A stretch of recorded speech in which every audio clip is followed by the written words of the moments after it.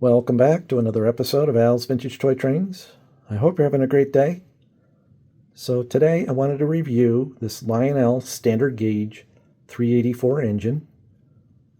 This engine was cataloged by Lionel in 1930, 1931, and 1932.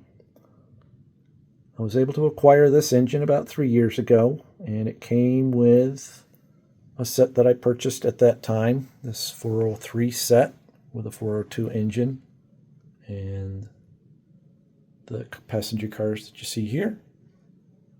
So the only problem with the 384 is that it was dropped by the original owner, and the problem was it dented the cab. It was a lot worse than what you see here, and the frame was experiencing zinc pest and had a little bit of warpage, but when it was dropped, the frame was broken in at least 4 different spots. So this is the replacement frame that I was able to acquire and have painted, and went through and serviced the motor. Everything seems to work fine, and it runs pretty good. What I'll do next is I'll show you the original frame and parts that I received, and we'll go from there. So here's the first look of the engine when I purchased the new frame for it. Looking at the side of the engine, you can see how warped the frame is when you look at the green running board side there. And you can see where I attempted to JB weld the 2 points together. It was the same on the other side, so it was broken in 4 places, but to no avail. It was just too far warped for it to run correctly. You can see the cab is kind of tilted in a little bit there on the right. And this is what the frame looked like with the prime paint on it and ready to go. In this next photo, we're taking a look at the engine apart now. So you can see the new frame that's been recently painted. And a buddy of mine did an excellent job on that, getting the colors very close to the original. You can see the old broken frame.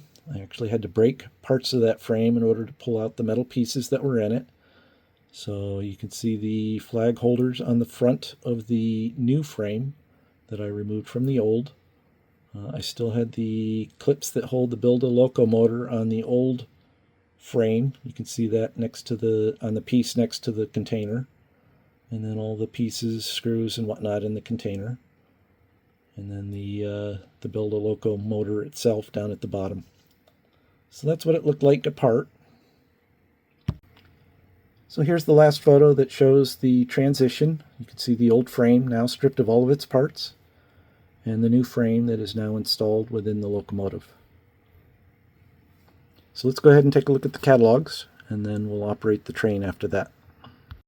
Here we are taking a look at the Lionel 1930 catalog, and this would be the first time that the 384 would be shown. And in the depiction you can see that it has orange on the running boards and orange stripes on the tender. And as far as I know, it never came this way. For the most part, the engines were black with a green stripe, and the 384T tender would almost always have the green stripes. Sometimes the windows would be brass. I believe most are green that match the stripe, like mine.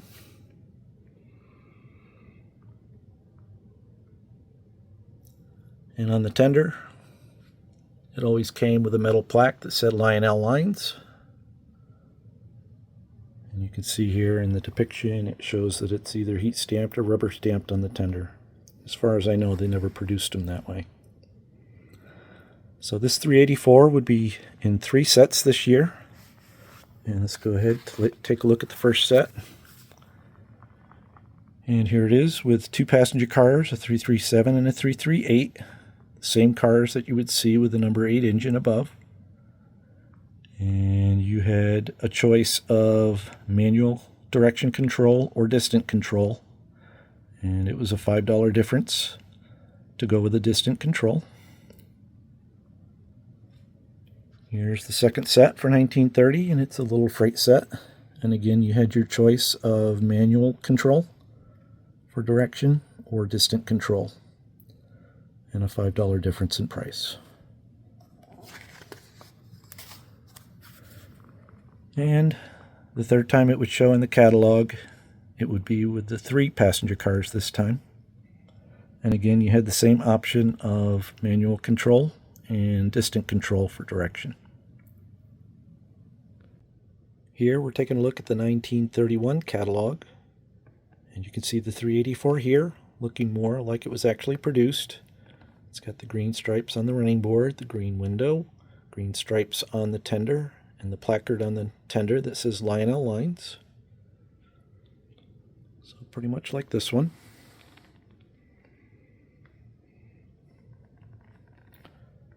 So the prices remained the same for 1931 as 1930. So it was $22.50 for the manual control for direction and $27.50 for the distant control.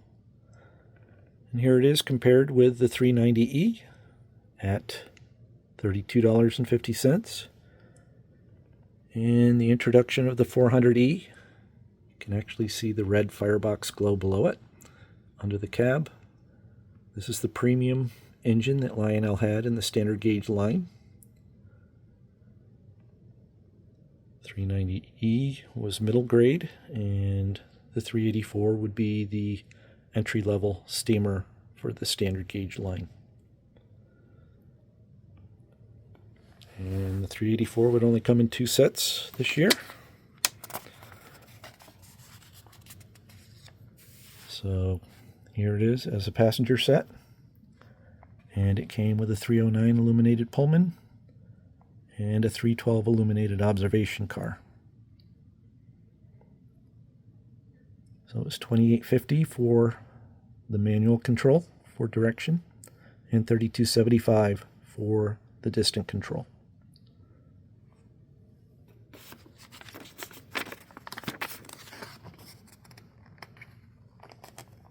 And it would also come as a freight set in 1931 that you see here.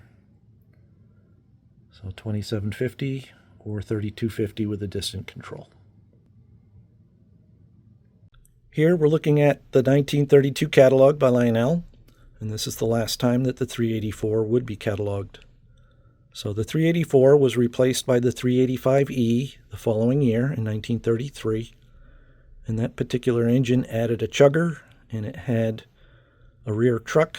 So it would be a 242 arrangement as opposed to the 384 with a 240. And the price on this 384 would actually go down this year, the last year. So the price dropped about $4 for the distant control version, and it dropped about $2.75 for the hand reverse control. And one of the other things I noted is that that plate underneath the window on the cab would be red if you had the distant control version, and it would be black lettering if you had the hand control version.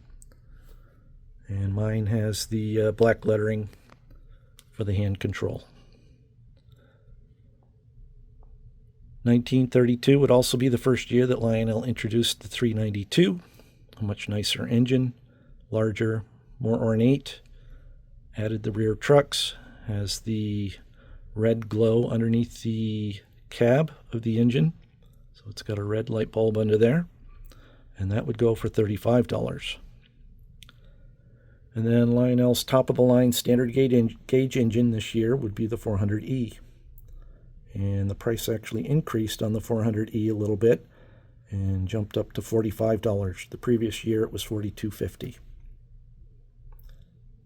All right, so the 384 came with the same 2 sets as it had in 1931. And there's the passenger set with the 309 and the 312 cars. And the price would actually go down a little bit for this set from the previous year. So if you wanted the hand reverse control, it dropped about $3.50. And if you wanted the distance control, it would drop about $4. But otherwise identical to 1931. And the same thing happened here. The set in the middle has the 384, and this will be the last set that it was cataloged in. And the price on this dropped $1 for the distant control And the price, there was no change if you wanted the manual hand control. So I thought that was a little odd that the price dropped just a touch or not at all for this set, but dropped a lot more for the passenger set. So let's go on and check out the train in operation. And just before I put this into operation, just wanted to show or compare the 384 next to the 390E that I have. The 390E that I have came out in a set in 1933, set number 373E. So the 390E is just a little bit longer than the 384, I would say about 2 inches longer. It's got some additional embellishments. It's got a really nice little bell here in the front. It's got some additional embellishment on the piping on the sides. It's got the addition of the rear truck, making it a 242 as opposed to a 240. And what else? So it's got a nicer little plaque here designating the Lionel Corporation. And one of the differences between the distant control or electronic version is that the plate is in red, typically on the distant controlled trains. It's the same thing with the 384. If you have the 384E, it would have the red plate. This one is just the standard 384 manual direction control, and it comes with a black lettered plate. So those are some of the differences, and just wanted to show you this little 258 O gauge, and it's pretty much the low end of the O gauge line, just like the 384 is kind of the low end of the standard gauge line. Let's go ahead and put this in operation.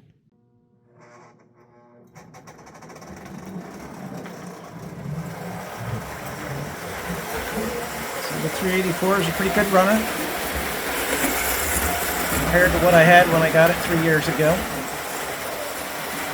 I'm running it with the passenger cars that came with my 390E, or set number 373E, because I don't have the cars that go with this engine. This engine did come with this set of cars, but they were not two-tone green for 1 year only. I think it was 1931 when we saw that in the catalog.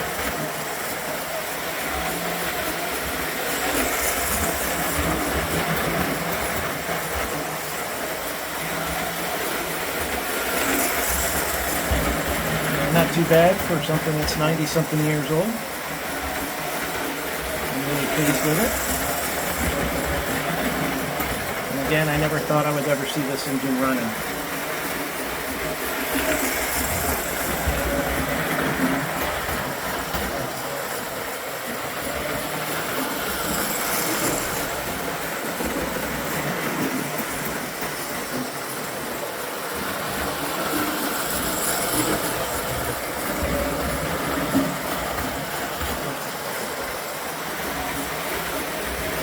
So there you have it, a 384, probably from about 1931, maybe 32. I think the earlier ones just had the brass windows. This one has the green windows in the cab of the 384.